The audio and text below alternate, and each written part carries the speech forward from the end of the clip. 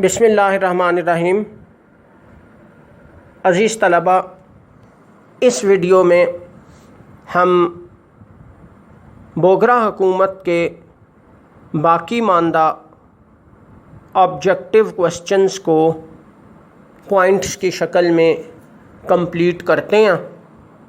हम अपने पॉइंट्स का सिलसिला वहीं से शुरू करते हैं जहां से हमने गुज़श्ता वीडियो में स्टॉप किया था। मैं एक दफ़ा फिर आपको ये स्ट्रांगली कहूँगा कि अगर आपने यहाँ तक के पॉइंट्स नहीं लिखे तो आप इस वीडियो को स्टॉप कर दें। पहले जो पॉइंट्स लिखवाए जा चुके हैं उनको कंप्लीट करें और उसके बाद आप इसको आगे देखना शुरू करें, क्योंकि हर वीडियो में आपको, बल्कि ये बात यहाँ ये भी मैं क्लियर कर दूँ कि मेरी ये बात सिर्फ़ इस वीडियो के हवाले से नहीं है, हर वीडियो के हवाले से है। कोई भी आप नई वीडियो उस वक़्त तक ना देखें जब तक कि आपने पिछली वीडियो में कराया जाने वाला काम कंप्लीट ना किया हो, और ख़ास तौर पर उन तमाम वीडियोज़ के मुतल्लिक ये बात बहुत इम्पॉर्टेंट हो जाती है कि जिनमें ऑब्जेक्टिव पॉइंट्स लिखवाए जा रहे होते हैं। मिसाल के तौर पे जैसे बोगरा हुकूमत से मुतल्लिका ऑब्जेक्टिव पॉइंट्स की ये तीसरी वीडियो है, ये तीसरा लेक्चर है। अगर कोई स्टूडेंट जिसने पहली दो वीडियोस नहीं देखी वो ये वीडियो देखता है तो उसका बहुत सारा डाटा, बहुत सारा काम मिस हो जाएगा, जिसका यकीनी तौर पे उसको नुकसान होगा।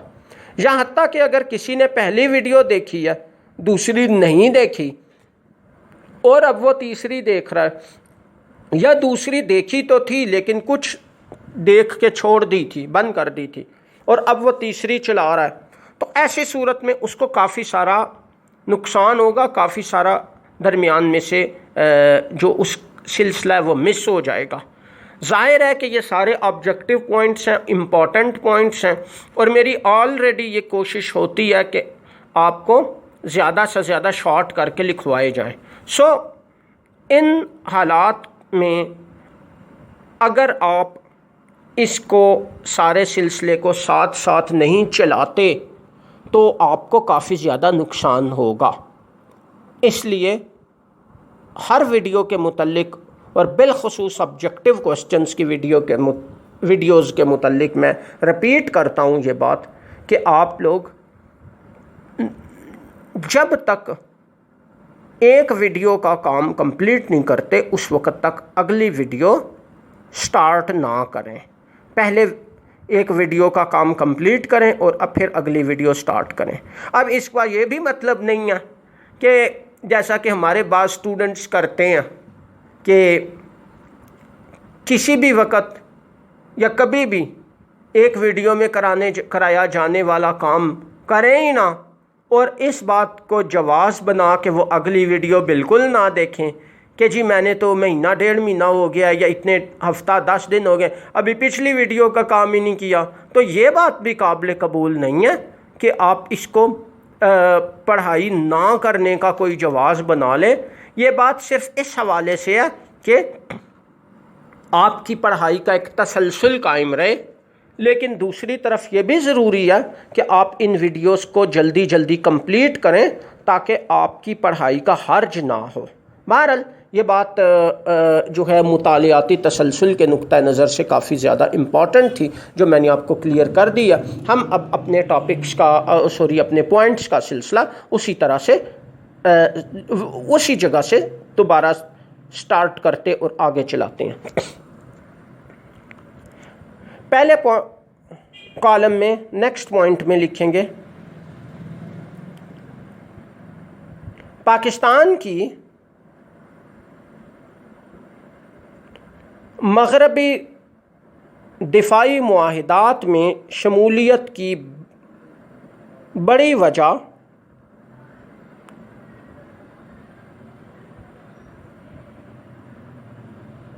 दूसरे कॉलम में इसके सामने कश्मीर और दीगर मुतनाज़ मसाइल पर भारत के मनफी तर्ज़ अमल से मायूसी और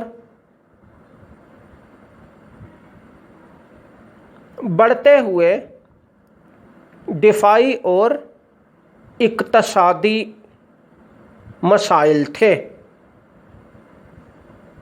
यानी इसका मतलब यह है कि बुनियादी तौर पे तो सीटों इक़्तिसाद कम्युनिस्ट या इश्तराकी मुल्कों के हमले के ख़िलाफ़ बनाई गई थी, लेकिन पाकिस्तान की जो बहुत बड़ी वजह थी पाकिस्तान की इसमें शमूलियत की, वो कम्युनिस्ट मुल्कों के हमले के ख़तरे की बजाय हिंदुस्तान के हमले का ख़तरा था जो इसे मुसलसल लाहक रहता था, और इसके अलावा पाकिस्तान के बिगड़ते हुए इक़्तिसादी मसाइल भी थे। इसलिए पाकिस्तान को बड़े पैमाने पर इक़्तिसादी और फ़ौजी इमदाद की ज़रूरत थी, और पाकिस्तान ने इन हालात में ये महसूस कर लिया था कि वो अपनी इन ज़रूरियात को किसी एक बड़ी आलमी ताकत के साथ मुंसलिक होकर ही पूरा कर सकता है। नेक्स्ट पॉइंट पहले कॉलम में,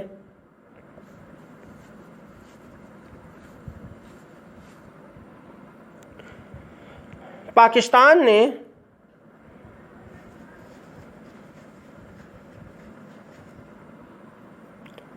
एक और अहम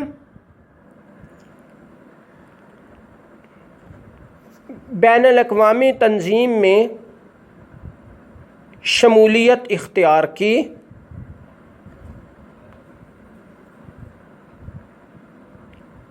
जो के बाद में सेंटो कहलाई।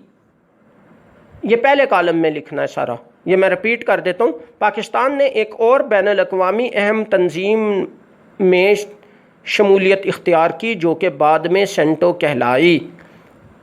अब दूसरे कॉलम में इसके सामने लिखना है 1955 ईस्वी में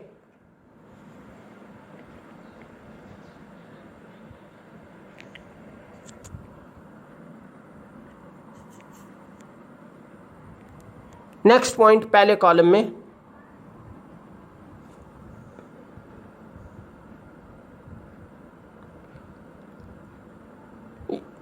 यह तंजीम इब्तदाई तौर पर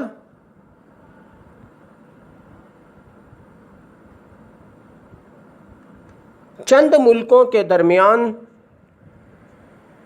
दिफाई मुआहिदे की शक्ल में मौजूद थी। दूसरे कॉलम में इसके सामने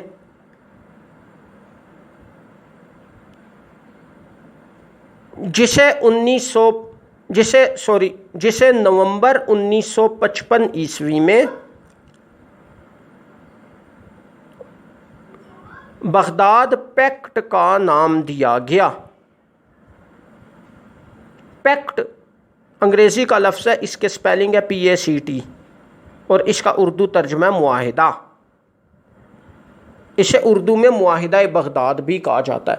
ये मैं बहुत ज़्यादा शॉर्ट करके बता रहा हूँ, लिखवा रहा हूँ। आगे जब हम खारजा पॉलिसी में सेंटो का तफसीली टॉपिक पढ़ेंगे तो उस वक़्त इसकी डिटेल और इसका बैकग्राउंड आएगा। अभी हम सेंटो को सिर्फ बोगरा दौर के वाक़यात के हवाले से पढ़ रहे हैं।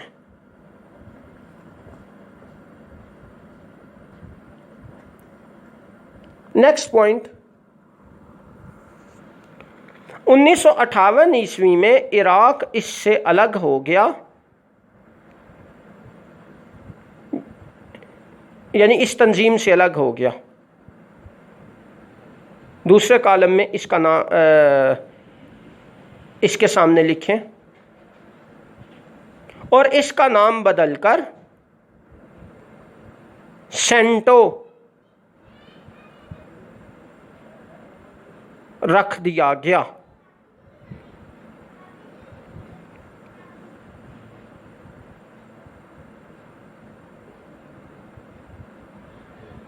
नेक्स्ट पॉइंट इसके सामने,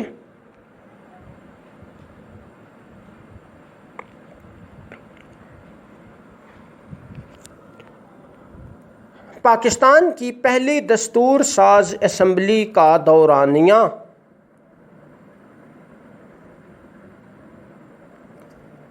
दूसरे कॉलम में इसके सामने लिखेंगे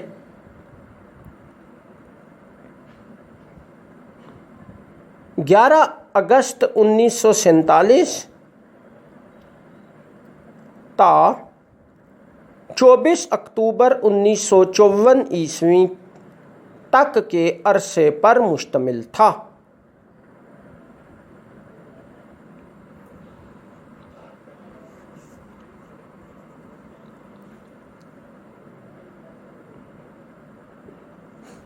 नेक्स्ट पॉइंट,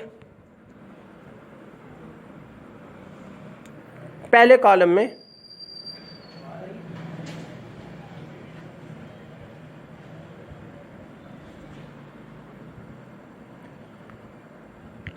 पाकिस्तान की पहली दस्तूर साज असम्बली के तोड़े जाने के खिलाफ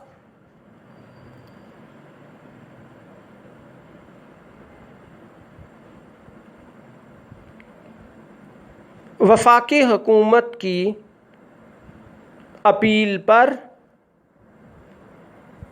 फेडरल कोर्ट ने फैसला जारी किया। इसके सामने दूसरे कॉलम में लिखें 21 मार्च 1955 ईस्वी को।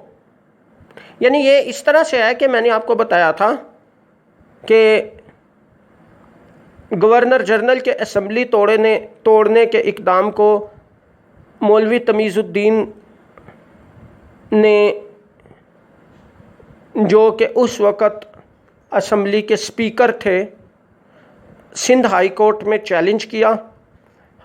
सिंध चीफ़ कोर्ट में, उस वक़्त ये जो मौजूदा हाई कोर्ट है इसको चीफ़ कोर्ट कहा जाता था। तो सिंध चीफ़ कोर्ट ने तमीज़ुद्दीन ख़ान के हक़ में फ़ैसला दिया। इस फ़ैसले के ख़िलाफ़ वफाकी हुकूमत ने फ़ेडरल कोर्ट में अपील दायर की। मौजूदा ज़माने में जो हमारी सुप्रीम कोर्ट होती है इसका पुराना नाम फ़ेडरल कोर्ट होता था। तो इस अपील पर, फ़ेडरल कोर्ट की इस अपील पर फ़ेडरल गवर्नमेंट की यानी वफाकी हुकूमत की इस अपील पर मरकज़ी अदालत यानी फ़ेडरल कोर्ट ने सिंध चीफ़ कोर्ट के फ़ैसले को ख़त्म कर दिया, कलअदम करार दे दिया और गवर्नर जनरल के असम्बली तोड़ने के इक़दाम को दुरुस्त करार दे दिया। ये फ़ैसला 21 मार्च 1955 ईस्वी को सामने आया था।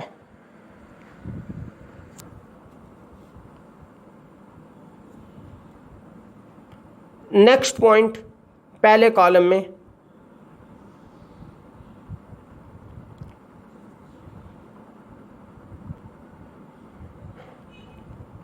फेडरल कोर्ट के फैसले के मुताबिक होने वाले इंतखाबात के बाद पाकिस्तान की दूसरी दस्तूर साज असम्बली ने काम का आगाज़ किया। दूसरे कॉलम में इसके सामने 7 जुलाई 1955 ईस्वी को बामकाम मरी, यानी इस बात का मतलब ये है कि पाकिस्तान की दूसरी दस्तूर साज असम्बली फेडरल कोर्ट के हुक्म के तहत होने वाले इंतखाबात, जिसका तफसीली ज़िक्र हम लॉन्ग क्वेश्चंस की वीडियो में पढ़ चुके हैं। इन इंतखाबात के नतीजे के तौर पे वजूद में आई और इस असम्बली का जो पहला इजलास था वो 7 जुलाई 1955 को मरी में मुनक्किद हुआ। नेक्स्ट पॉइंट पहले कॉलम में,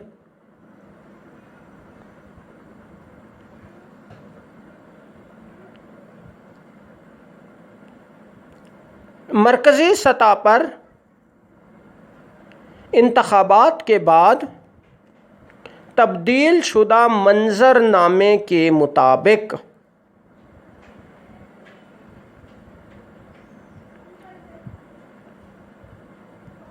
नेक्स्ट कॉलम दूसरे कॉलम में लिखेंगे, बोगरा ने मुस्लिम लीग और कृष्क सरामिक पार्टी की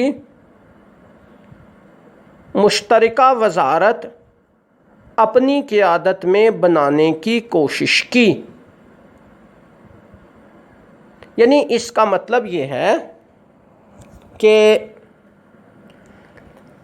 दूसरी दस्तूर साज असम्बली के क़याम के वक्त सियासी हालात काफ़ी बदल चुके थे, या दूसरी दस्तूर साज असम्बली में पार्टी पोजीशन काफ़ी चेंज हो चुकी थी। गो कि मुस्लिम लीग अब भी अक्सरियत में थी, लेकिन उसकी ये अक्सरियत इतनी बड़ी नहीं थी कि वो हुकूमत बना सकती, क्योंकि पार्टी पोजीशन अब बिल्कुल मिली जुली थी। मुस्लिम लीग को किसी एक या एक से ज़्यादा पार्टियों के ताउन की ज़रूरत थी। अब इन हालात में बोगरा ने यह कोशिश की कि वो मुस्लिम लीग और कृष्क सरामिक पार्टी इन दोनों का एक अहम इत्तेहाद बनाए, जिसमें कुछ बराए नाम लोग भी शामिल हो जाएं और इस तरह एक इत्तेहादी वजारत अपनी क़ियादत में बना लें। यानी मोहम्मद अली बोगरा इस तरह नई हुकूमत, नई असम्बली के दौर में भी अपनी नई वजारत बना लें। नेक्स्ट पॉइंट पहले कॉलम में, बोगरा की ये कोशिश कामयाब ना हो सकी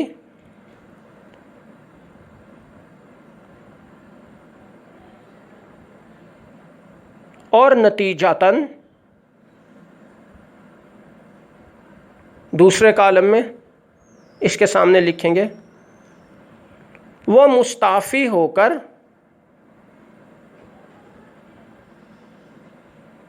दोबारा अमेरिका में पाकिस्तान के सफ़ीर की हैसियत से रवाना हो गए। यानी बोगरा ने अपने तौर पे बहुत कोशिश की, लेकिन ये कोशिश बुरी तरह नाकाम साबित हुई। चनाचे उन्होंने वजारत छोड़ने का फ़ैसला कर लिया। उनकी अहम पोजीशन को देखते हुए ग़ुलाम मोहम्मद मलिक इंतज़ामिया ने यह फ़ैसला किया कि उनको दोबारा अमेरिका में पाकिस्तान का सफ़ीर बना दिया जाए। चनाचे उनको दोबारा अमेरिका में सफ़ीर की हैसियत से रवाना कर दिया गया और इस तरह पाकिस्तान के सियासी मंजरनामे से मोहम्मद अली बोगरा गायब हो गए। ये वाक़या जैसा कि मैं आपको पहले बता चुका हूँ 10 अगस्त 1955 ईस्वी का है। यहाँ बोगरा हुकूमत के दौर के ऑब्जेक्टिव पॉइंट्स कंप्लीट होते हैं। आप इन पॉइंट्स को लिख लें। जिस पॉइंट के बारे में आपको क्लियर ना हो, कोई इबहाम हो, कोई चीज़ समझ ना आए, आप कोई चीज़ क्लियर करना चाहते हों, मज़ीद तफसील पूछना चाहते हों, तो आप जो हमारी ग्रुप की क्लास व्हाट्सएप पे होती है वहाँ क्वेश्चन पूछें। आपके तमाम क्वेश्चंस के इंशाअल्लाह 1 बाय 1 जवाबात मुहैया किए जाएंगे। नेक्स्ट वीडियो में हम चौधरी मोहम्मद अली, जो मोहम्मद अली बोगरा के बाद वज़ीर आज़म बने थे, उनके दौरे हुकूमत के अहम वाक़यात डिस्कस करेंगे। नेक्स्ट वीडियो को देखने से पहले फिर वही बात है कि आप यहाँ तक का काम मुकम्मल कर लें। ये टॉपिक अब कतई तौर पे मुकम्मल हो गया, इसको हम यहाँ पे क्लोज़ कर रहे हैं। अब अगली वीडियो से अगला टॉपिक शुरू होगा और आपने जो चीज़ पूछनी हो इसको पूरी तरह देखने के बाद, लिखने के बाद व्हाट्सएप पे हमारी जो क्लास होती है वहाँ पूछ सकते हैं। नेक्स्ट वीडियो तक के लिए अल्लाह हाफिज़।